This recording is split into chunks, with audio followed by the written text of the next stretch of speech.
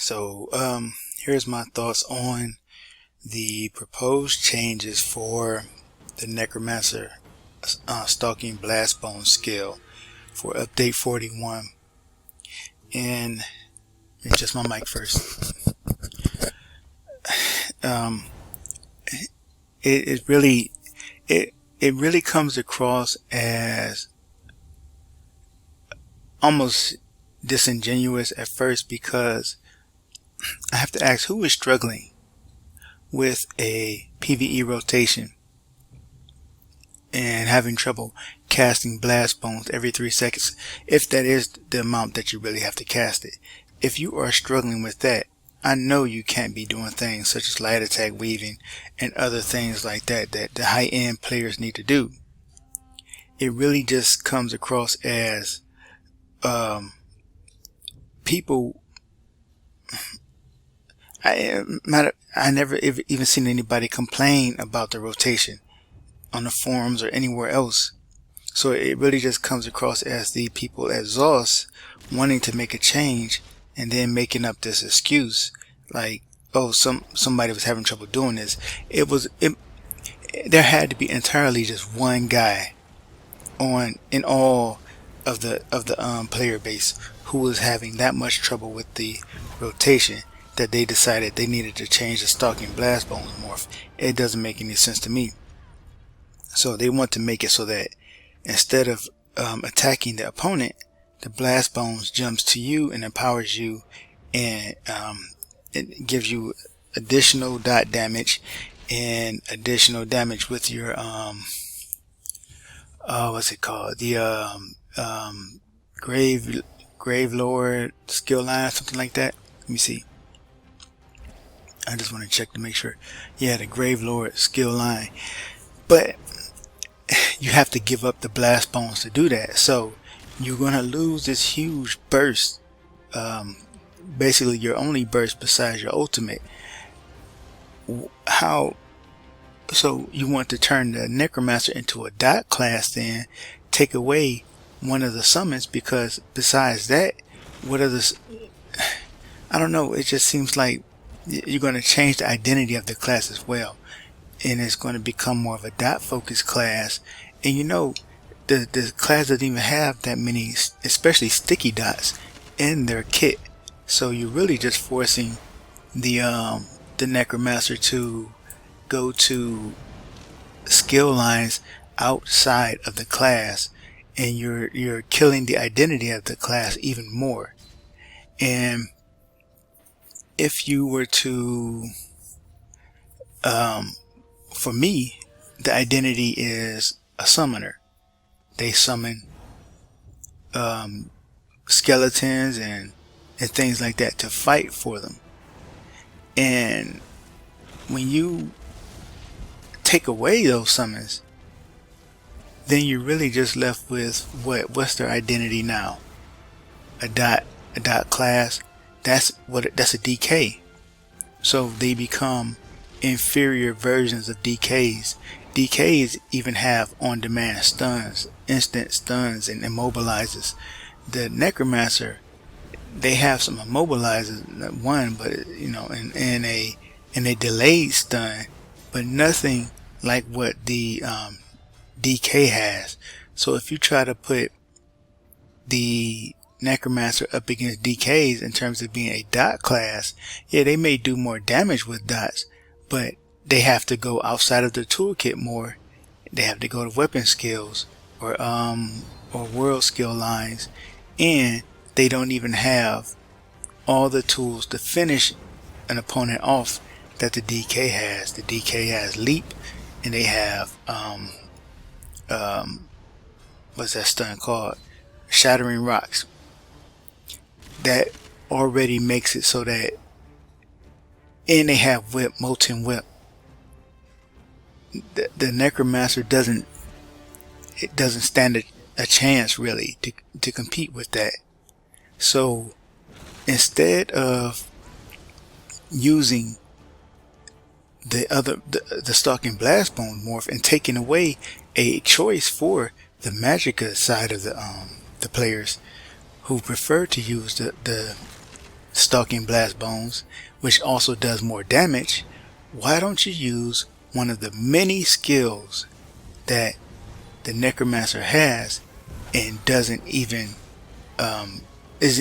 able to use because they're just terrible? I would say Empowering Grasp is one of those. Why can't you have Empowering Grasp increase the damage of their dots and their Grave Lord or Bone Tyrant or whatever skills they have that you want to buff? Why don't you do that instead? Because right now that's one of those skills I never see anybody ever use in PvP. Mystic Siphon, or even the Detonating Siphon. Why don't you have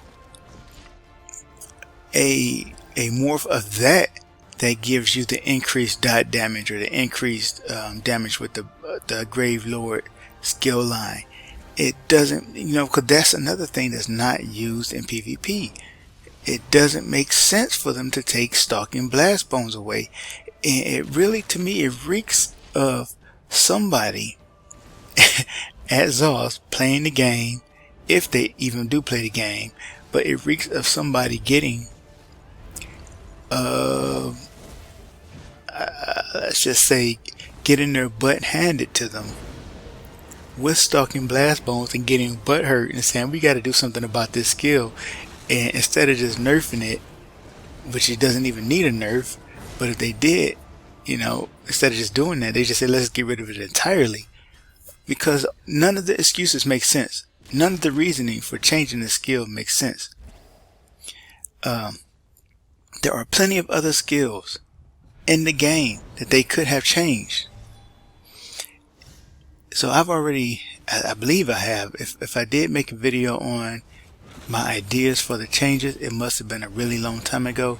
But yeah, I did post my ideas on the forums, the proposed changes that I had, and really it's only a number of tweaks that the Necromancer class needs. They don't even need big, huge, giant changes. They just need a few buffs here and there. Bring their spammable up, the Hungry Scythe. Give that maybe a little more damage or a little more healing. Let me see. I might just look at some of my ideas here if I have it. Yeah, so for the Hungry Scythe, I suggested that hey, you could apply lifesteal to all the enemies that it hits. So now once you put the hit them with the Hungry Scythe, now every time you deal damage, not only do you have a heal over time, but you also get life back or health back while you're damaging them by applying lifesteal to them. And that fits for a Necromancer, And then I suggested that the Skeletal Archer and the Skeletal Arcanist should grant major sorcery and brutality when they're active, so that you don't just put them on your bar, you actually use them.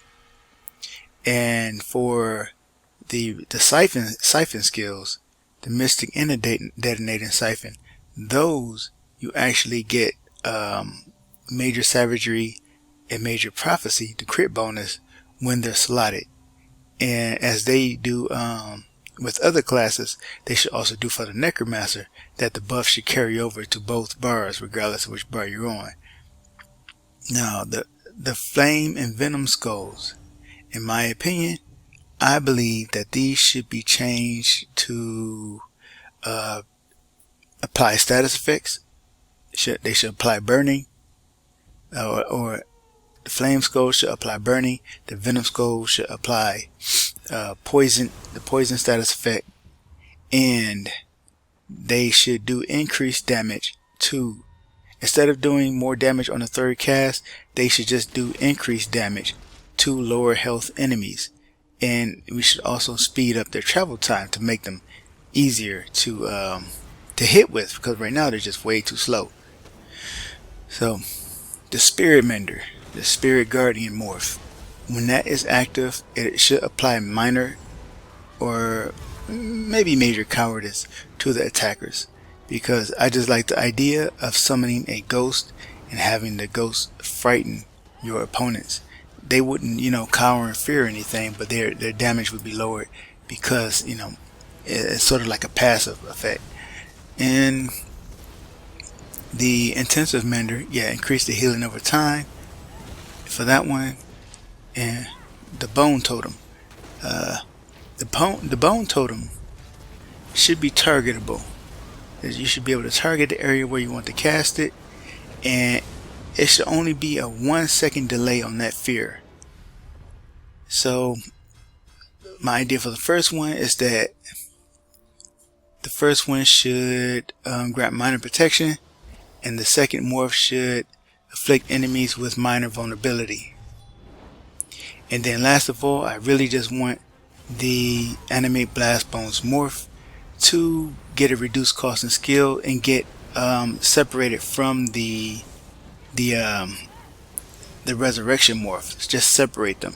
Have one be to summon the blast bones and have one be to resurrect the enemies. The one to summon blast bones should be reduced in cost a little bit to make it easier for more people to use without having to build a whole lot into it. And that will really increase the Necromancer Summoner identity. So those are my thoughts. Hopefully ZOS listens. And yeah, that's pretty much it. Thanks for watching.